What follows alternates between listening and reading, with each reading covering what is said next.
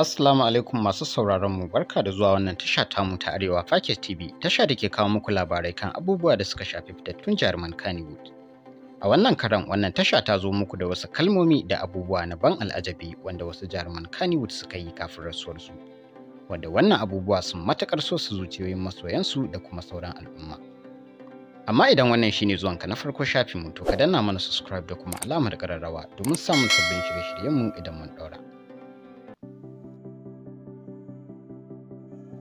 Ta ɗaya ita ce Zainab Musa But, tsohuwar jaruma a masana'antar Kannywood, wacce ta yi ƙaurin suna wajen fitowa a matsayin mahaifiya a cikin fina-finai. Yawancin fina-finanta tana gabatar da su ne a kamfanin 2Effects Empire. Zainab But dai kafin rasuwarta ta sha fama da rashin lafiya wanda har yayi sanadiyar yi mata aiki da aka yi a kwakwalwa, kamar yadda diyarta jaruma Maryam But ta wallafa hotuna a shafinta na Instagram. Zainab But ta rasu ranar Alhamis 2 ga watan Bakwai na shekarar 2021. Ta rasu tana da kimanin shekaru 61 a duniya. Amma kafin rasuwarta, jarumar ta kasance mai yawan karatun Alkur'ani mai girma, wanda hakan ya matukar bawa mutane sha'awa duk da kasancewar tana cikin hali na matsanancin rashin lafiya, amma hakan bai sa ta gajiya ba. A ƙarshe muna mata addu'a Allah ya ji kanta da rahama, amin. Na biyu, Sani Garba SK, fitaccen jarumi wanda ya jima ana damawa da shi a masana'antar ta Kannywood. A binciken da muka yi mun gano cewa jarumin ya kasance mai waƙoƙin yabon manzon Allah sallallahu alaihi wasallam ne kafin shigowar shi cikin masana'antar ta Kannywood. Sani Garba SK ya sha fama da matsanancin ciwon suga wanda har hakan ta sa jarumin ya tsaya da ayyukansa ya kuma nemi taimako wajen mutane lokacin ciwon nasa ya tsananta. Ana cikin haka sai wani bawan Allah ya ɗauki nauyin jinyarsa. Amma dai daga ƙarshe sai rai yayi halinsa, inda ya rasu ranar Laraba 15 ga watan Disamba na shekarar 2021. Ya kuma rasu ne sanadiyar ciwon suga wanda ya haifar masa da ciwon hanta da kuma koda. Amma kafin rasuwarsa ana yawan ganin jarumin a wajajen yabon manzon Allah sallallahu alaihi wasallam, duk da kasancewar yana cikin yanayi na matsanancin rashin lafiya, amma duk da hakan yake ziyartar duk wani maulidi da aka gayyace shi.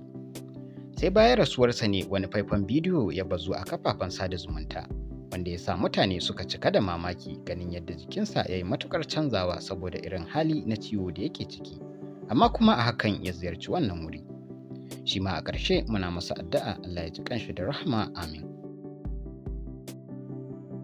Na uku shine Rabilu Musa Ibro, wanda aka fi sani da Ibro.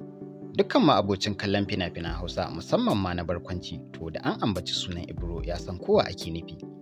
Ya shahara matuƙa, wanda kuma shine sahun gaba wajen shirya fina-finai masu nishaɗantarwa. Rabilu Musa Ibro ya rasu a shekarar 2014 sanadiyar ciwon koda. Fitaccen jarumi kuma mai bada umarni a masana'antar Kannywood, Falalu A Ɗaurayi, a wata zantawa da yi da jaridar Premium Times ya bayyana cewa da wuya a samu wani wanda zai maye gurbinsa. Haka zalika a wata hira da jaridar BBC Hausa ta yi da ɗaya daga cikin 'ya'yan marigayin mai suna Hanafi a lokacin da mahaifin nasu ya cika shekara 7 da rasuwa. Ya bayyana cewa a lokacin da mahaifin nasu yake dab da rasuwa ya tara su a wuri guda, inda yake musu nasiha cewa dukkan abin da za su yi a rayuwar nan su riƙe gaskiya su kuma riƙe soyayyar manzon Allah sallallahu alaihi wasallam. Wannan shine abin da ya tara su ya gaya musu kafin rasuwarsa. To a ƙarshe muna musu addu'a Allah ya ji kansu ya gafarta musu, mu ma idan tamu ta zo ya samu cika da kyau da imani. To masu sauraron mu, kada ku manta dai ku danna mana subscribe da kuma alamar ƙararrawa domin samun sabbin shirye-shiryenmu idan mun ɗaura.